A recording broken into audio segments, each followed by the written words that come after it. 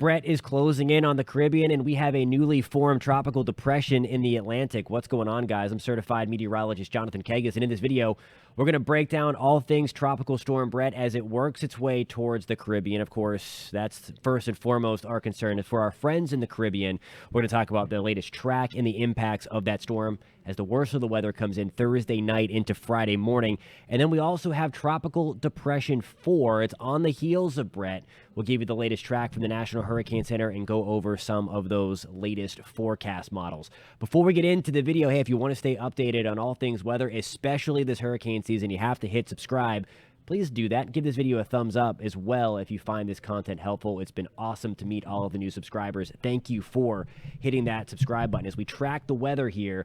There you go. We're doing this together. Tropical Storm Bret, again, it was close to hurricane intensity early this morning, and it doesn't look very impressive from a satellite standpoint. That is good, but it is still a formidable tropical storm. Again, packing winds close to the center of 65 miles per hour. We still have gusts of around hurricane force. You see that there. The pressure up a little bit, signaling that it is weakening a little bit.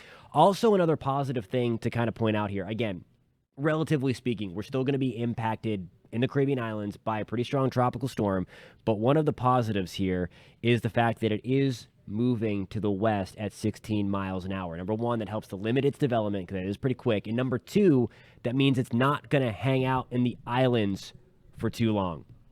5 o'clock advisory from the Hurricane Center. Again, Barbados, we are going to see the worst weather through the next couple of hours, and then this kind of heads toward south of Martinique towards St. Lucia and into St. Vincent and the Grenadines. You see that southward shift a little bit. So the worst of the weather likely going to be towards St. Lucia. You see that there Friday 6 o'clock or Friday 2 o'clock in the morning, a 60 mile per hour storm right about there as it passes through the islands. And then this thing whizzes right on by, staying north of the ABC Islands and taking all that wind with it again before it dissipates to a tropical depression, kind of on a parallel with Jamaica. It's going to stay way, way south of Jamaica, but nonetheless, it's going to stay south of Jamaica and weaken quickly.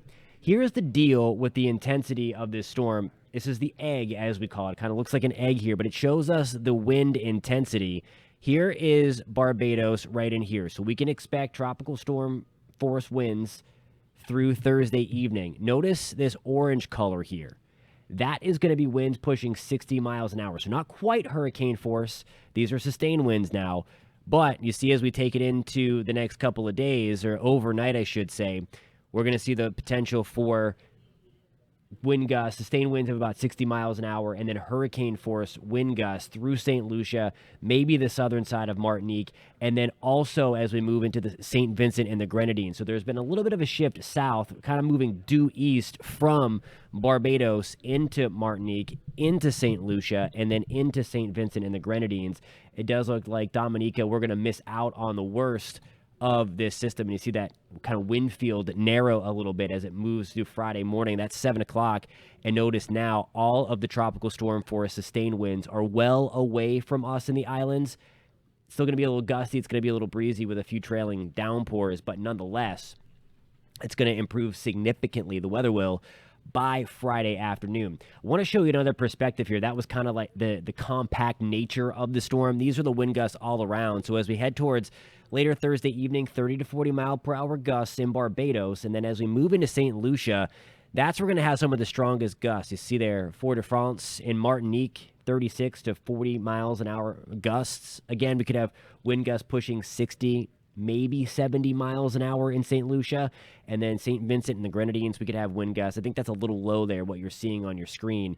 But we could have wind gusts probably pushing tropical storm force wind gusts. The northern end of the storm is the strongest side. So while you saw the center kind of track through St. Vincent and the Grenadines, the worst of the weather, still going to be dicey at times for us in and around Kingstown. But the worst of the weather is going to be, I think, towards St. Lucia, toward Martinique, and then on the southern side, Dominica. There are the wind gusts on Friday afternoon. That's what I'm talking about. It's still going to be breezy.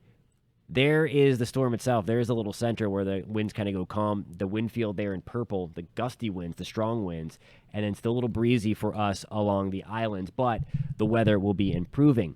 In terms of the rainfall over the next couple of days, again, this is going to ramp up. The thunderstorms, the rain courtesy of Tropical Storm Bret. This is through Friday at 8 o'clock.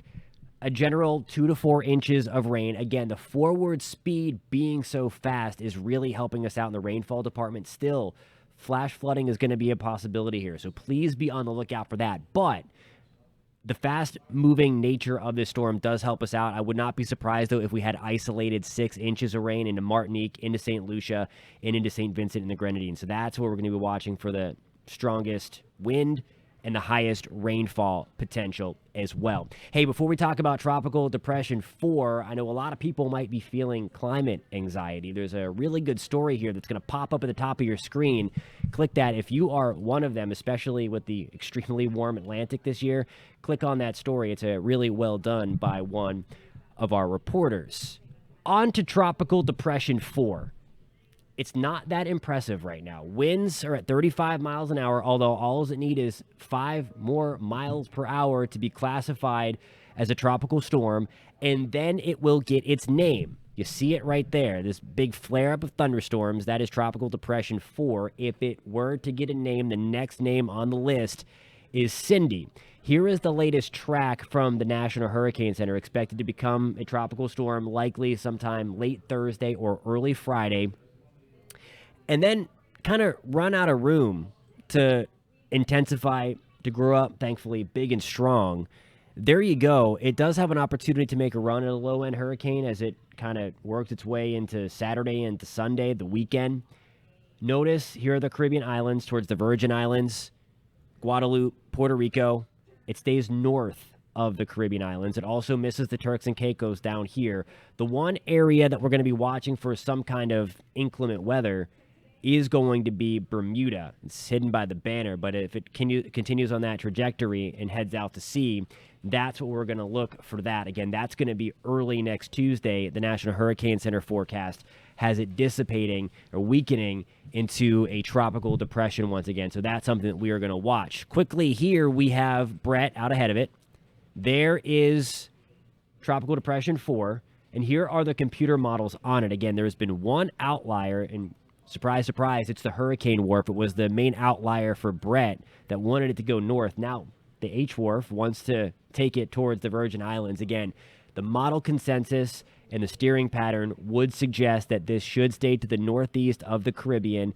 And then there is Bermuda, the little island on your screen right here. So we are going to watch that as we get towards early July. So we're talking about a week to 10 days. So there's a lot of time to watch this, a lot of time to dissect the environment when it comes to Tropical Depression 4.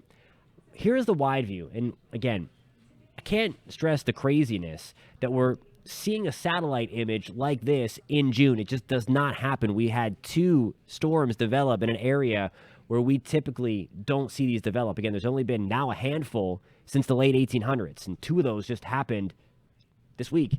There's Tropical Storm Bret closing in on the Lesser Antilles. There is Tropical Depression 4. And then the good news is that big, juicy wave that we've been tracking, it's not doing well tonight. There's a little bit of a curl. If you look closely, you see that northerly curl. So it's trying to do something, but it's not having much success. So that is good news in the short term. And I think good news in the long term as well. You can clearly see where we have Bret. So this is going to be the vorticity, the 850 millibar vorticity. It's going to be the low-level spin. And this is a good example here of what we're looking for. This is Tropical Storm Bret, so a consolidated ball of red there. And then we have Tropical Depression 4. That is as of June 22nd into the evening. Now watch what happens. Here's our little junk back here. Notice the difference between, we had 2 bright consolidated like round balls of red there, and now this thing is kind of stretched out. Note the wind field as well, kind of that backwards or upside down U there. It's an open wave. It's a tropical wave. So watch what happens as we go forward. We do have what's left of Bret kind of working its way toward Central America into Nicaragua and Honduras. And then we also have Tropical Depression 4. This is according to the European model. This is on June 26th now.